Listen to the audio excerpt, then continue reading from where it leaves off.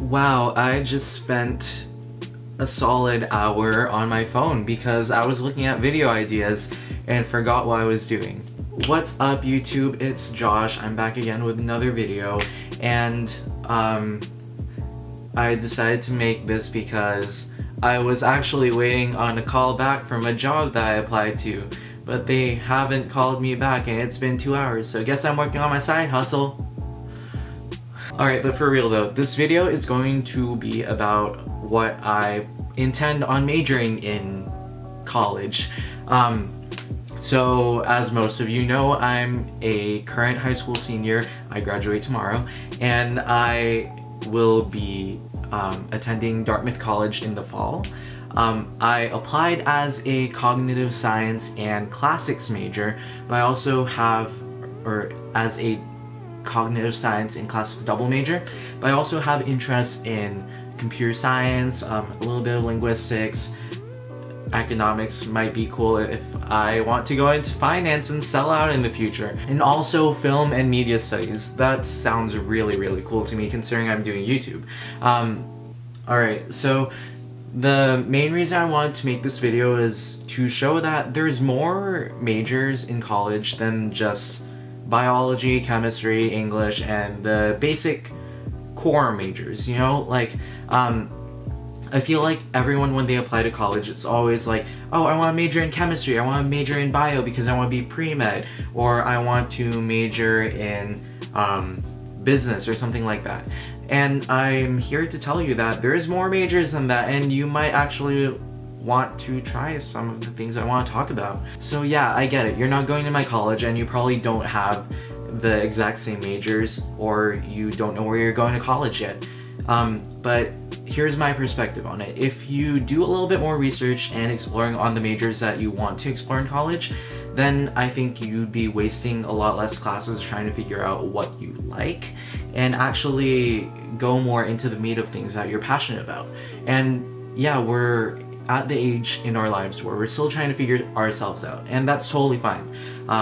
You don't need to know everything at this point in time, so it's totally okay if you don't, but having some thoughts in your head, getting that thought process going a little bit might save you some time, some money in the long run, and can push you deeper into your field and just make you more successful.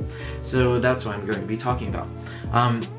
So for nearly every college that I applied to, I did apply as a cognitive science or neuroscience when cognitive science wasn't available, and a classics major. By classics, I mean the classical languages, as in Latin, ancient Greek. I know at some schools they have Egyptian or Sanskrit, which is really niche. Cognitive science is more just an interdisciplinary major where you're trying to figure out how people think and process, basically, and how that translates into actual actions. So one reason I preferred cognitive science over taking the neuroscience route was because it was a lot more interdisciplinary. I thought that would allow me a little bit more of skill building for the employment prospects. Computer science is pretty much generally a requirement for the major, and also like statistics and linguistics, which is really interesting to me. I didn't really want to take the neuroscience track as much as I wanted to take cognitive science, because at schools when both were offered, neuroscience is more heavy biology based, STEM based, as a major, whereas cognitive science has a lot more of the social sciences, which I liked. I decided not to apply as a psychology major everywhere because there are a lot of psychology majors everywhere. I thought it wouldn't really help me stand out in a competitive field. Although I do love psychology, it doesn't have enough of that biology for me, like enough of that neuroscience that cognitive science had. Cognitive science for me was basically that happy medium between biology and social sciences, and it allowed me to, or it's going to allow me to explore a lot more of the social sciences I haven't had much background in. And I just love learning how people think. I love analyzing interactions, and I want to learn how to apply that more to different fields. Like there's tracks at Dartmouth, for example, in artificial intelligence and in learning and education, which is pretty much the track that I've like based my activities around so far, but I'm not sure if I'll stick with that. Like tracks aren't anything like specific to Dartmouth, and I'm not even sure if they call them tracks, but basically that's just why I want my personal focus to be. Also like natural language processing. I want to learn how language is interpreted sometimes, because having studied a lot of languages, that's so interesting to me. And I'd want to do something in tech, like working with developing Siri for iPhones, or developing Cortana for Microsoft computers, and just improving that. I'm sure any of you who aren't exactly native speakers in English can kind of relate to this, but like when I'm talking to, or I never use Siri on my phone because I think it only responds to when I imitate a American man or like a white person, not because of like any specific racial biases or anything. Like Siri is not racist, but I'm talking about like the accents, you know? People who grow up speaking different languages have different accents, and like these voice recognition programs aren't really, like, sometimes they don't really get it.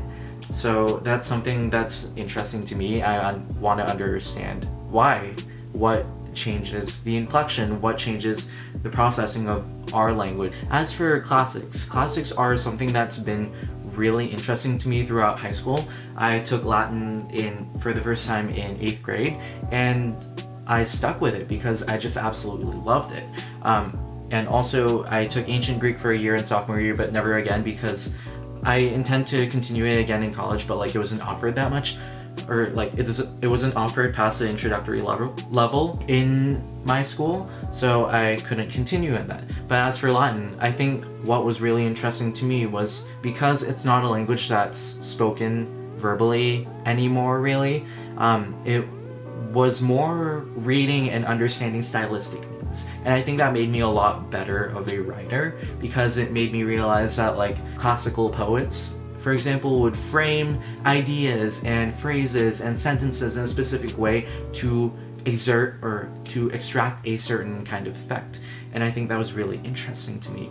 And I use that word a lot, interesting. But it really is to me. And like translating Latin is like a puzzle. You're looking at each individual piece in the sentence and trying to say, what does this word mean? Is it the object of another verb? And it's like piecing everything together, and like it's like playing with puzzles, and I think that's so cool.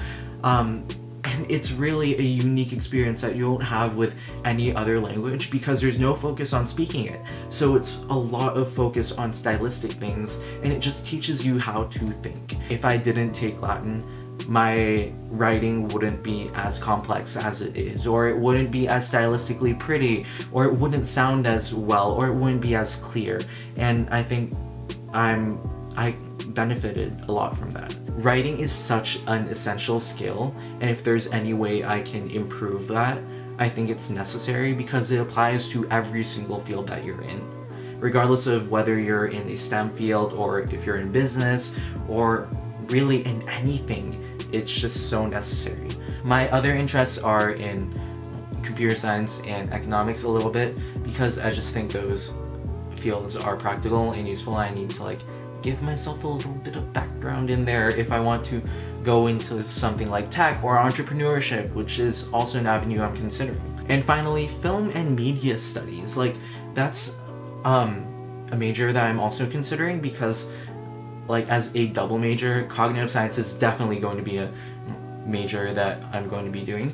Like it's just so cool to me that you can do things like color grading and like tell stories in this specific way, and I love stories. I love experimenting with that, and that's why I'm doing YouTube partially, to tell stories. So if you like this video, give me a like, subscribe, and comment down below. Don't forget to comment ideas for future videos. I will be reading my essays. I said that at the beginning of this video, and I'll be sharing that with everyone in the future. See you next video, YouTube. Alright.